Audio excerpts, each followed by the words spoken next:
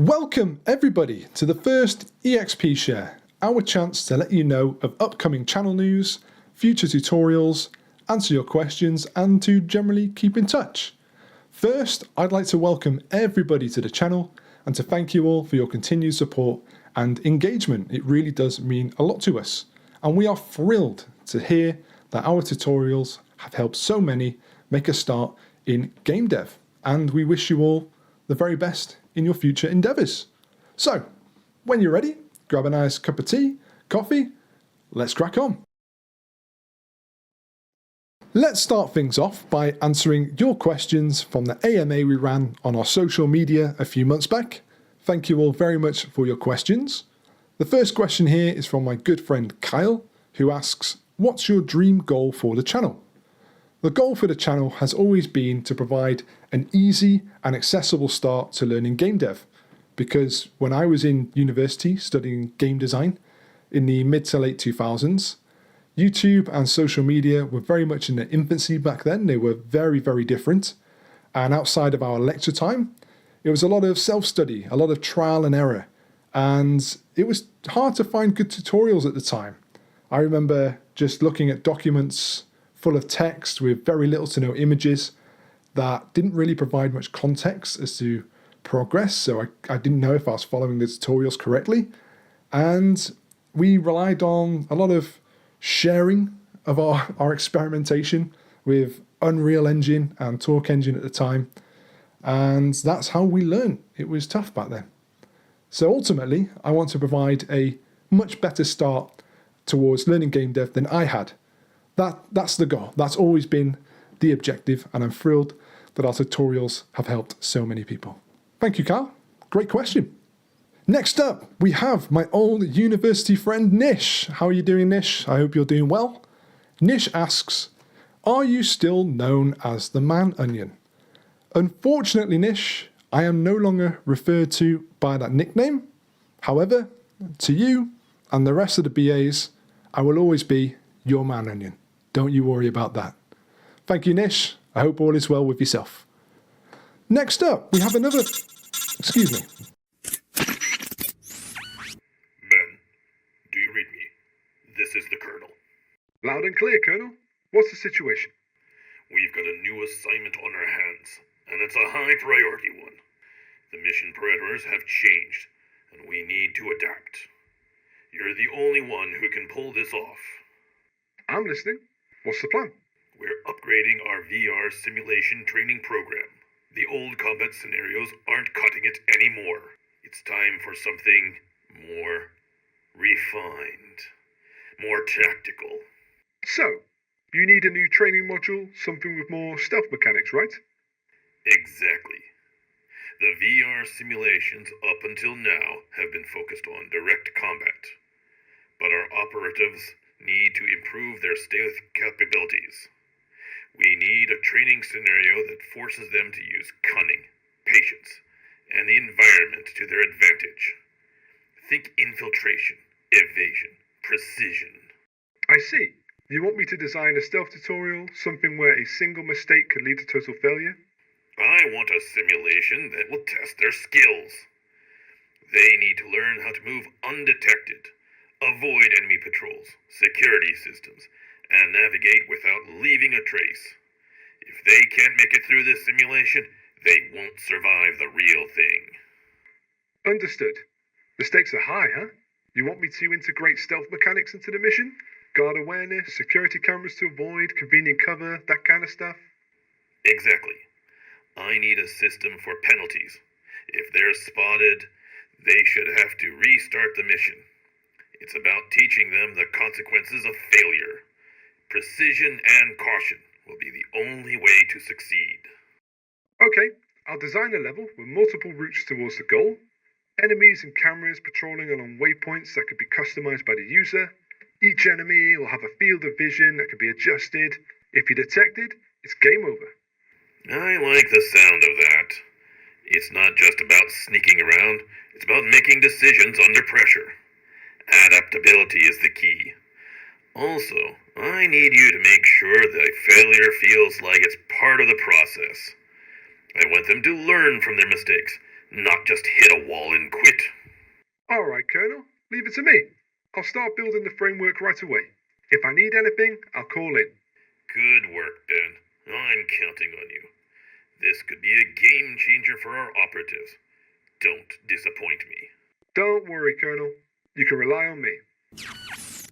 Coming soon, we have a stealth game tutorial series inspired by the classic Metal Gear games. In this series, you can expect to learn about pathfinding with waypoints for the enemy AI, enemy field of view for detection, and learn how to use blend trees to smoothly transition your animations depending on the direction of movement. If that interests you, please do look forward to it coming very, very soon.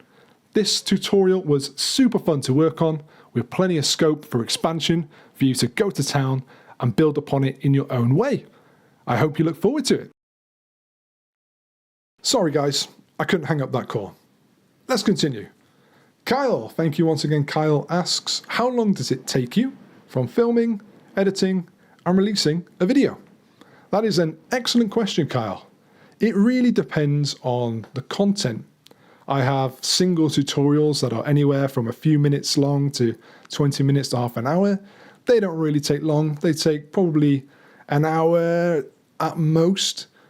But for other videos, like the platformer tutorial, the Balloon Rider tutorial, and the Space Invaders tutorial, they can take a couple of days, probably a week in total, when I allocate days to recording, a day for editing, a day for final touches, and then releasing.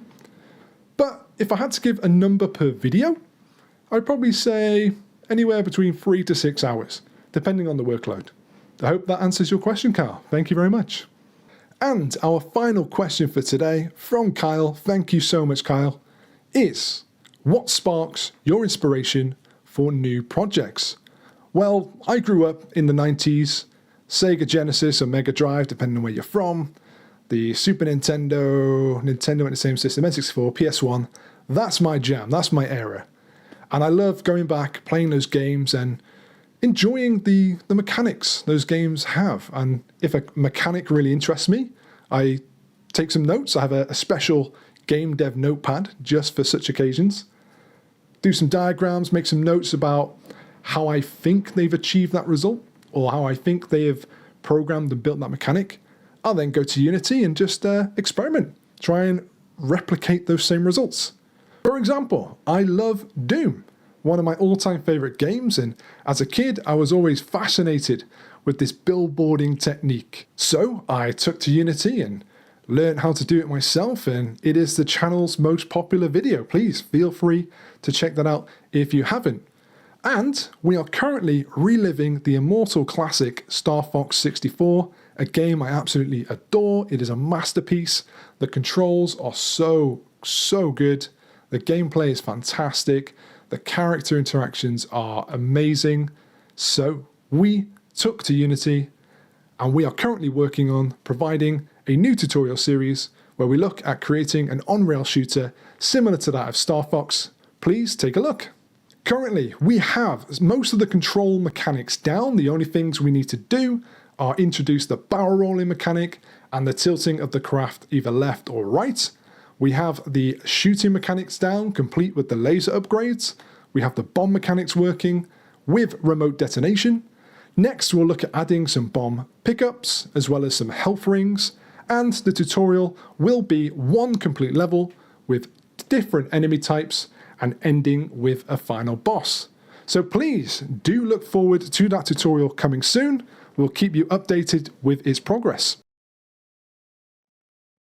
And that's all for the questions. Thank you all very much for submitting your questions. It was a pleasure answering them. It got me really thinking about my time learning game dev all those years ago compared to now.